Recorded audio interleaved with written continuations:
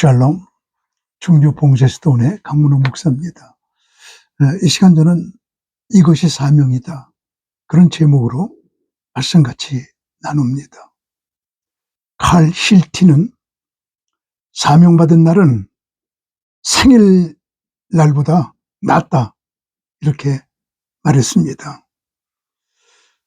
하나님은 우리를 놀이터로 보내지 않고 일터로 보내셨습니다. 하나님께서 아담과 하와를 에덴 동산으로 부르셨습니다. 그리고 거기서 놀아라, 엔조해라, 즐겨라, 그러지 아니하시고 생육해라, 번성해라, 다스려라, 일하게 만드셨습니다. 우리는 일터에 왔지 놀이터에 오지 않았습니다. 얼마 전에 돌아가신 분이지만 저는 참 존경하는 목사님이 있습니다. 로스앤젤레스에 있는 은혜 한인교회 김광신 목사님이십니다.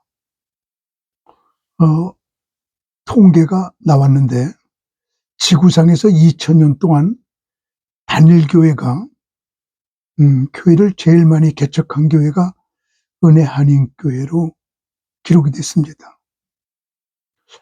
그 한 교회가 8,300개 교회를 개척했더라고요.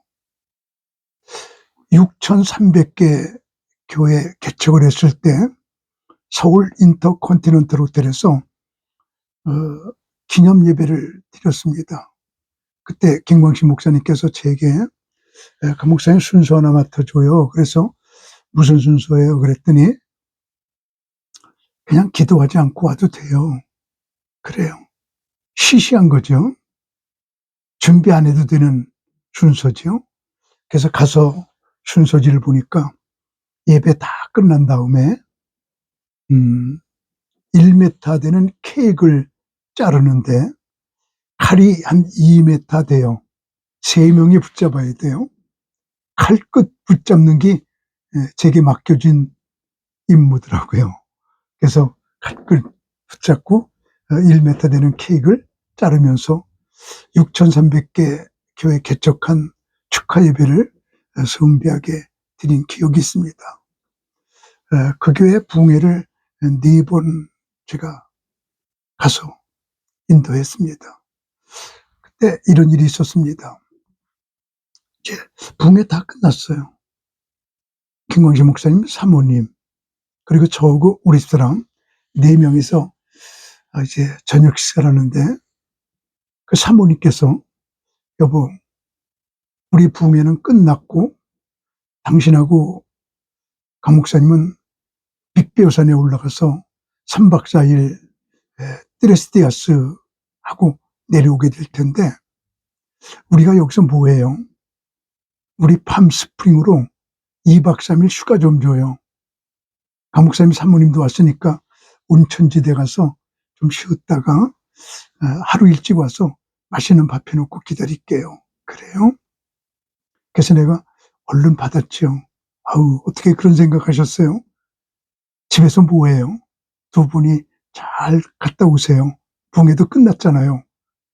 그때 김광신 목사님께서 손가락을 하늘로 가리키면서 여보, 저 하늘나라에 가면 영원한 휴가가 있어.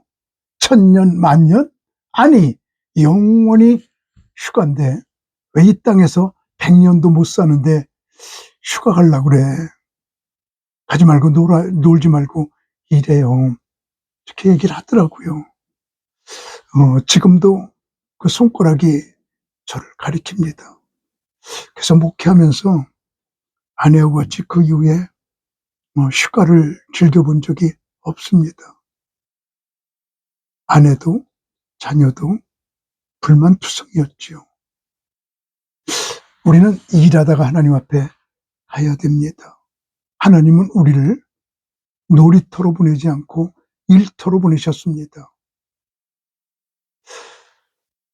가장 일 잘하고 많이 한 사람이 누군가 봤더니 말할 것도 없이 구약 성경에서는 모세죠. 모세를 버렸는데 가장 큰 지도자가 됐잖아요. 얼마 전에 뉴욕 타임즈 제가 받아보니까 미국을 움직인 100명의 얼굴, 그래가지고 100명 사진이 표지에 나타나 있는데 1번이 오프라 윈프리예요. 오프라 윈프리도 모세처럼 버렸는데 참 위대한 TV 톡쇼 진행자가 되어가지고 많은 사람에게 영향력을 미치더라고요. 그래서 제가 두 분을 한번 연구해 봤습니다. 모세 그리고 오프라 윈프리. 모세는 우리가 너무 잘 알아요. 근데 오프라 윈프리는 1954년 18살 된 백인 여자가 19살 된 흑인 남자에게 센트럴 파크 공원에서 강간당해서 그 사이에서 태어난 혼혈아입니다. 근데 다행스럽게 할머니가 3살 때부터 무릎에 앉혀놓고 성경을 읽어주고 그리고 기독교 교육을 시켰습니다. 9살에 사촌 오빠에게 강간을 당해요. 그러면서 기구한 인생이 됩니다. 집안 식구들이 창피하다고 버렸습니다. 그는 멤피스 목사님의 차고로 도망갑니다. 뭐가 좀 다르죠? 그래도 도망가도 어떤 못된 곳으로 도망간 게 아니라 목사님 차고로 도망갔다는 것이요. 그래서 저는 좀 흥미로워서 멤피스에 갔다가 오프라 윈프리가 지냈던 목사님의 차고를 한번 일부러 가본 적이 있습니다. 어떤 여자가 차고에서 살면서 기도하고 성경 보고 전도하고 그러니까 목사님께서 감동이 돼서 옆에 있는 학교 교장 선생님한테 가서 먹고 자는 건 우리가 될 테니까 예전 스칼러십을 주어서 공부 좀 시키시죠. 가르칠 만한 보람이 있다고 생각해요. 아주 착실한 애예요. 그래서 공부하기 시작하지요. 대학까지 열심히 공부했습니다. 그리고 TV 톡쇼 아나운서 뽑는데 지원해서 거기서 뽑히게 되죠. 그래서 TV 톡쇼에서 많은 사람들과 함께 대담하는데 고생 많이 했죠. 배고픔을 알죠. 고아로서 자수성가했죠. 신앙 있죠. 하나님과 가까이 살죠. 그가 한마디 두마디 툭툭 던지는 어드바이스는 많은 사람들에게 감동을 주어서 TV 앞으로 사람들이 많이 모이게 됩니다. 그 최고의 인기 프로그램이 됩니다. 매일같이 골든타임에 30분씩 오프라 윈프리 쇼를 해요. 124개 TV에서 방영합니다. 매일 밤 2천만 명 이상이 그의 쇼를 관람합니다. 세상에 매일 2천만 명을 놓고 설교한다는 것. 나는 100만 명 놓고 설교 한 번도 한 적이 없는데 그 많은 사람들 놓고 매일같이 강의를 하니까 그의 말 한마디는 영향력을 미칩니다. 예를 들면 광우병이 돌고 있으니까 당분간 햄버거 먹지 말아야겠네요. 요 말 한마디 한 것이 그 다음날부터 햄버거 가게가 매상이 없게 만듭니다. 고소사건이 일어납니다. 내가 어제 양론에 갔더니 기름이 없어서 추위에 떨고 있대요. 그 말 한마디에 수십억의 헌금이 답지합니다. 참 그의 말 한마디는 미국을 움직이거든요. 모세나 오프라 윈프리 버림받았는데 큰 인물이 돼요. 그래서 두 인물의 공통점을 제가 보면서 사명에 대해서 4가지 정리를 했습니다. 첫째로, 남보다 많이 가진 것은 축복이 아니라 사명이다 는 생각을 했어요. 모세, 궁중에 살았죠? 잘 먹었죠? 잘 살았죠? 잘 배웠죠? 이렇게 내가 애굽을 배우고 애굽의 학문을 익힌 것은, 이렇게 많이 가진 거는 나 궁중에서 편안하게 잘 살라고 하는 하나님의 축복이 아니라 이스라엘 백성들을 애굽에서 해방시키려고 하는 하나님의 명령이요 사명이다 깨닫고 그는 40살에 궁중을 뛰쳐나옵니다. 남보다 많이 가졌다는 것은 축복이 아니라 사명이다. 오프라 윈프리 1년 수입이 2천억쯤 돼요. 11조만도 200만 원이에요. 200억이에요. 참, 그는 목사님 멤피스 차고에서 살면서 집사님이 10불 주면서 점심 사 먹어. 권사님이 50불 주면서 옷 사 입어. 장로님이 100불 주면서 등록금 보탰어. 이렇게 돈을 줄 때, 이야, 남보다 많이 가졌다는 것은 축복받은 게 아니라 나눠주라고 하는 사명받은 거로구나. 이런 생각을 해요. 그래서 그가 성장하여 그렇게 많이 돈을 벌 때, 내가 이렇게 많이 가진 건, 하나님께서 많이 주시는 건 축복받은 게 아니야. 사명이야. 그래서 아프리카에 학교를 세워주고 여기저기 혼혈원을 세우고 그늘진 곳을 위해서 일합니다. 남보다 많이 가졌다는 것 축복 아니에요. 사명이에요. 삭개오가 그랬죠. 여리고의 최고 부자가 됐죠. 그는 그때까지는 예수님을 만날 때까지는 잘 몰랐지만 예수님을 만나고 나서는 남보다 많이 가졌다는 것은 축복이 아니라 사명이로구나. 내 재산의 반을 가난한 자 주겠사오며 남에게 토색한 것은 4배씩 갚겠습니다. 다 나눠줘 거지가 됩니다. 한경직 목사님의 말씀에 의하면 삭개오는 예수 믿은 지 5분 만에 거지가 됩니다. 다 나눠줍니다. 선택한 가난은 가난이 아닙니다. 제가 목회하면서 가장 어려웠던 게 하나님의 일은 해야 됩니다. 돈이 필요합니다. 어떻게 광고해야 돈 없는 사람은 상처 하나도 안 받고 10원도 헌금 안 해도 편안하게 만들까? 어떻게 하면 돈 있는 사람들의 주머니가 풀어져 하나님께 그 돈이 헌금으로 들어와 하나님의 일을 하게 만들까? 어떻게 광고해야, 어떻게 설교해야 있는 사람은 편안하게 헌금하고 없는 사람은 10원도 헌금 안 하면서 편안함을 느낄까? 이 선상을 걸어가기가 가장 어려웠었습니다.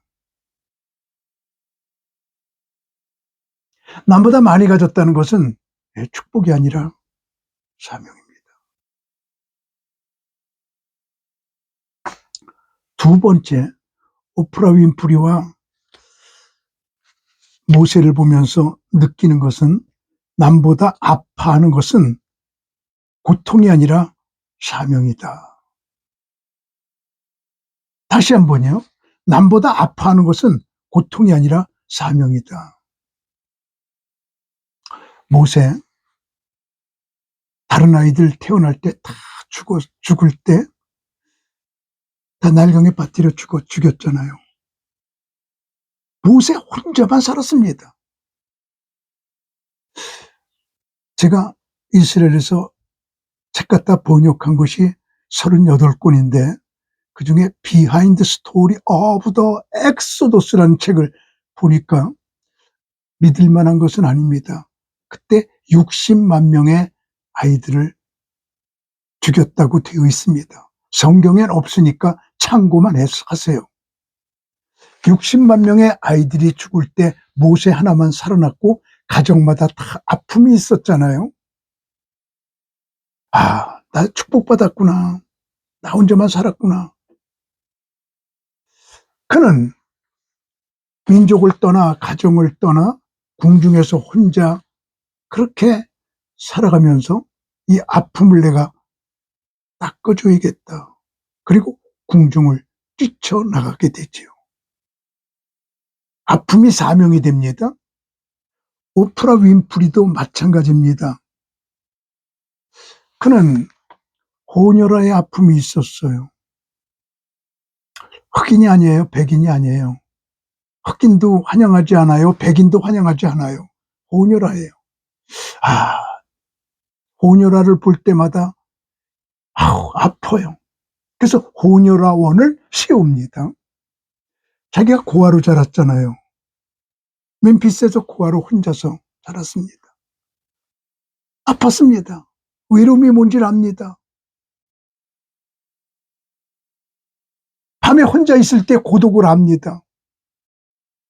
고아원을 세웁니다. 아픔이 사명이 됩니다. 그래서 남보다 아파하는 것은 고통이 아니다. 그건 그 일 하라고 하는 사명이다. 너 그 아픔 알잖아. 그렇게 아픈 사람들 데리다가 위로해. 라고 하시는 하나님의 명령이라고 하는 말이죠.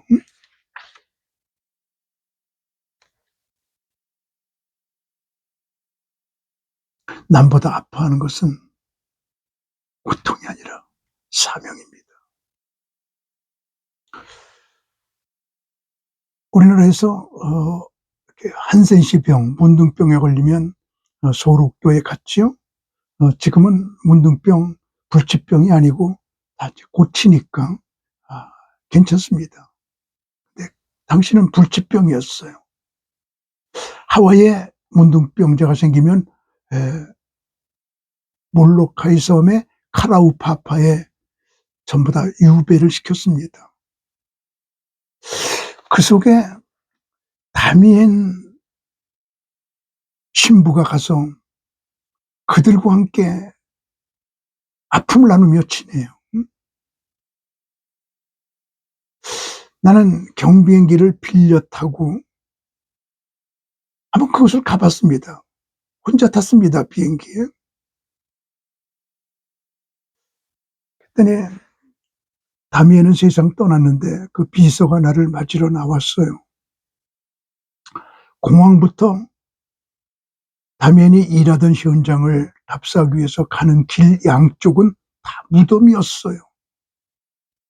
다른 문둥 환자들은 손가락이 다 잘라지고 문드러져서 삽을 집을 수가 없으니까 장례를 죽으면 사람들을 파묻을 수가 없어요. 삽을 집을 수가 없으니까. 그래서 다미엔이 많을 때는 하루에 70명 죽은 사람을 묻은 적도 있답니다. 가다가 그 비서가 저기 다미엔이 쓰던 곡괭이가 있네요. 그래요. 그래서 내가 얼른 가서 집으면서 나 이거 한국으로 가져가도 돼요? 그랬더니 왜요? 다미엔 존경해요. 그분을 기념하고 싶어요. 보면서. 그랬더니 가져가도 돼요? 그래서 갖다가 내 책상에다 놓고 나도 이렇게 살 수 없을까? 아파하는 사람들과 함께 같이 지낼 곳이 어딜까? 그런 생각을 한번 해봅니다. 짧은 인생 사는 거 어떻게 하면 주님 뜻대로 한번 이 땅이 놀이터가 아니라 일터인데 무슨 일 하다가 하나님 앞에 보람 있게 하나님 앞에 갈까? 이런 생각을 해봅니다. 남보다 아파하는 것은 고통이 아니에요. 사명이에요. 여러분이 뭐 때문에 아파합니까? 당신들처럼 아파하는 사람을 위해서 살라고 하는 하나님의 명령이, 사명이 그 속에 들어있다는 사실을 기억하십시오. 모세도 오프라 윈프리도 그랬답니다. 모세와 오프라 윈프리를 놓고 세 번째 느끼는 사명은 남보다 가슴 설레이는 것은 망상이 아니라 사명이다. 다시 한번요. 남보다 가슴 설레이는 것은 망상이 아니고 사명이란 말입니다. 모세가 그랬잖아요. 이스라엘 백성들이 400년 동안 종살이할 때 이스라엘 백성들이 그렇게 고통을 당하고 노예로 종으로 온갖 수모를 당하고 있는 거지요. 종은 종이에요. 노예는 노예예요. 자유가 없고요. 평생을 그러는 것을 보면서 저 사람들을 해방시켜야겠다. 가슴 설레임이 그에게 들어왔어요. 그래서 사도행전 7장을 보면 그들을 돌볼 생각이 나더니 이랬거든요. 그 생각이 가슴 설레임이었어요.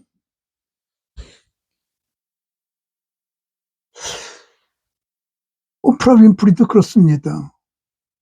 다른 사람들은 고아를 보면 그냥 지나가는데 가슴이 설레요. 저들을 위해서 살아야지. 학교 없는 곳을 보면 내가 공부 못할 뻔했지. 학교를 세워주고 싶어서 가슴이 설레요. 그래서 그 많은 돈을 가슴 설레이는 곳에 투자합니다. 여러분은 무슨 생각을 하면 가슴이 설레나요? 가슴 설레임이 있는 사람이 일합니다. 뜨겁습니다. 바쁘게 일하게 됩니다. 아무리 늙어도 가슴 설레임이 있으면 젊은이요. 아무리 젊었어도 가슴 설레임이 없으면 늙은입니다. 그래서 늙은 젊은이가 있고 젊은 늙은이가 있습니다. 그것 하고 싶어서 가슴이 뜨거워질 때, 가슴이 설레일 때 그게 사명이 됩니다. 모세도 민족 해방에 가슴이 설레였고 오프라 윈프리도 그늘진 곳에 사람들을 돕고 사랑하는데 가슴이 설레기 시작했습니다. 그래서 그렇게 일을 하는 겁니다. 그래서 미국을 움직이는 100명 중에 1인자가 오프라 윈프리가 되었습니다. 사람들은 그의 진심을 알아줍니다.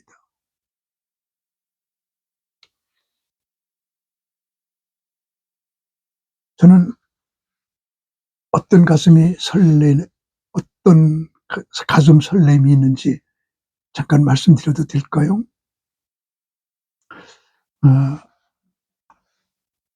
아버지가 금년도 99세인데 지금도 설교하십니다. 70세 은퇴하시는 아버지를 보고 은퇴 후에도 20년은 일할 수 있겠구나 생각을 했어요. 그리고 예수님을 보니까 앞에 30년보다 뒤에 3년이 진짜 예수님이네요. 모세도 보니까 앞에 80년보다 뒤에 40년이 진짜 모세네요. 아브라함도 갈대우르를 떠나기 전 75세, 그것보다 마지막이 진짜 아브라함이네요. 그래서 하나님, 저 70세 은퇴하고 지금부터 하나님 품에 가는 날까지 더 큰 일 할 수 있게 해주세요. 그리고 3년을 맹렬히 기도하는데 하나님께서 수도원을 세우라. 하나님, 아버지가 목사기에, 내가 목사기에, 나는 수도원에 가본 적이 없는데 수도원이 뭐예요? 물으면 이스라엘 들어가서, 너 이스라엘하고 친하지 않니? 성막도 이스라엘에서 공부를 했고 거기서 많은 지식과 많은 영적 전쟁을 하면서 얼마나 영성을 쌓았니? 클릭하라. 그래서 이스라엘 들어가서 300개 수도원 중에 91개 수도원을 보게 되었지요. 그리고 수도원이 무엇인지를 알았고 왜 세우라고 했는지를 알았습니다. 성경의 끝에 요한계시록 20장, 21장, 22장은 새하늘과 새 땅이거든요. 천국이요. 성경의 결론은 천국이에요. 근데 그 바로 앞에 무너졌도다 무너졌도다 큰 성 바벨론이요. 계시록 17장, 18장, 19장. 근데 큰 성 바벨론은 돈, 음란, 배교가 그득한 세상이 돼요.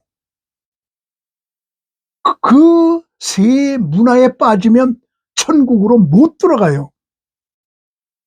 이겨야 돼요. 돈 대신에 청빈, 음란 대신에 거룩, 배교 대신에 오직 예수. 이 세 가지 영성 흐르고 있는 것이 바로 수도원이라는 사실을 알고 수도원 운동을 시작했습니다. 5년 지나고 있습니다. 돈 없을 때 조그맣게 세웠습니다. 4년, 40년 목회한 것보다 4년 수도원 생활이 모지게 힘들었습니다. 난 산속에 들어오면 사탄 없는 줄 알았어요. 목회 끝나면 괴롭히는 사람 없는 줄 알았어요. 얼마나 많은 사람들이 괴롭히고 얼마나 영적 싸움이 심했는지 40년 목회보다 4년 수도원이 힘들었어요. 근데 금년 1월 1일을 맞이하면서 저는 관을 11년 전에 만들어 놓고 1월 1일이라고 내 생일하고 1년에 2번은 관 속에서 잠이 자거든요. 금년 1월 1일 관 속에서 자는데 하나님께서 금년도에 벌어질 일을 막 환상으로 비워주시는데 엄청난 것을 봤습니다. 금년에 폭발하고 있습니다. 1월 달부터 하는 일들이 폭발하기 시작하는데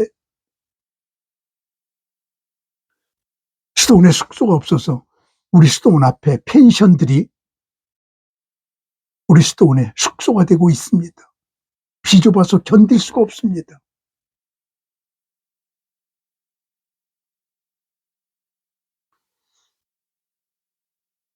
참 하나님의 은혜죠. 어떻게 할지 나도 모르겠습니다. 기도원을 좀 세우고 싶은 분, 수도원을 세우고 싶은 분, 같이 일했으면 좋겠어요.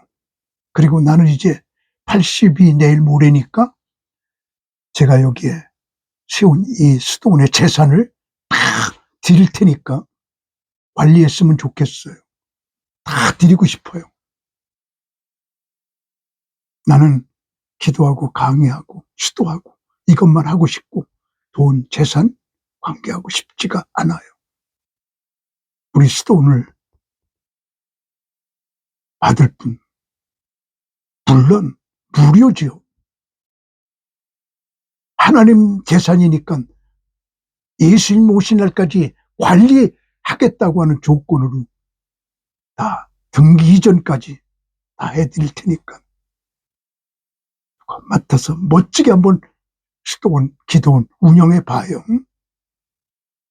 가슴 설레고 있습니다.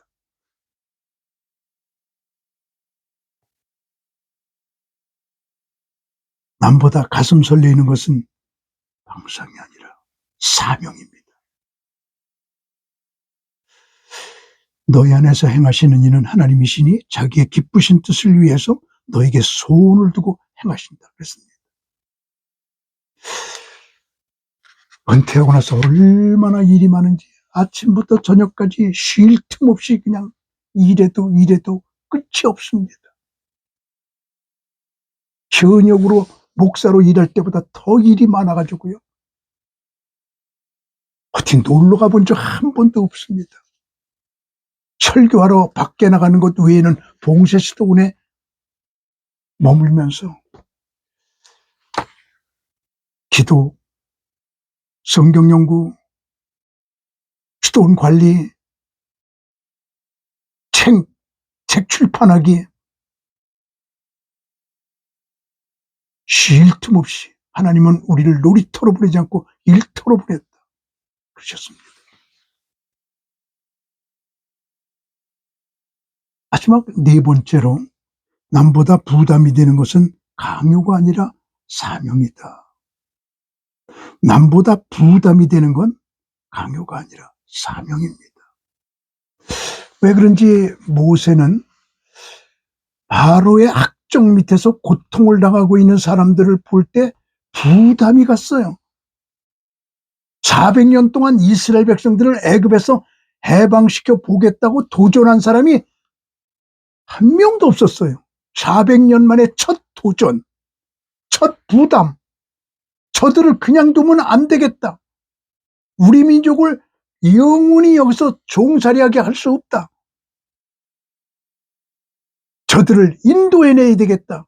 강력한 부담은 엄청난 사명으로 연결이 된 거지요. 물불을 모르는 생명을 건 사명으로. 부담이 강력할수록 사명은 불릴 듯 일어나게 되거든요. 오프라 윈프리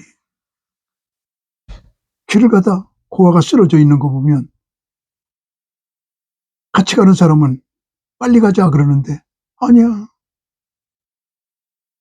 약속 시간 늦더라도 저 고아를 내가 만든 고아원에 데려다 놓고 가야 돼. 그리고 차를 돌려 그 아이를 태우고 고아원에 실어다 놓고 그리고 약속 시간에 늦게 나타나는 그런 부담. 어디에 그늘진 곳이 있다고 할 때 못 견디는 부담. 거기 돈을 보내야지. 부담이 사명이 됐거든요. 남보다 부담이 되는 것. 그거는 강요가 아니에요. 억지로 그 하려는 거 아니에요. 사명이에요. 몇 명이서 식사할 때 내가 돈 내야 되나 보다. 그리고 부담이 오면 사명 받는 거예요.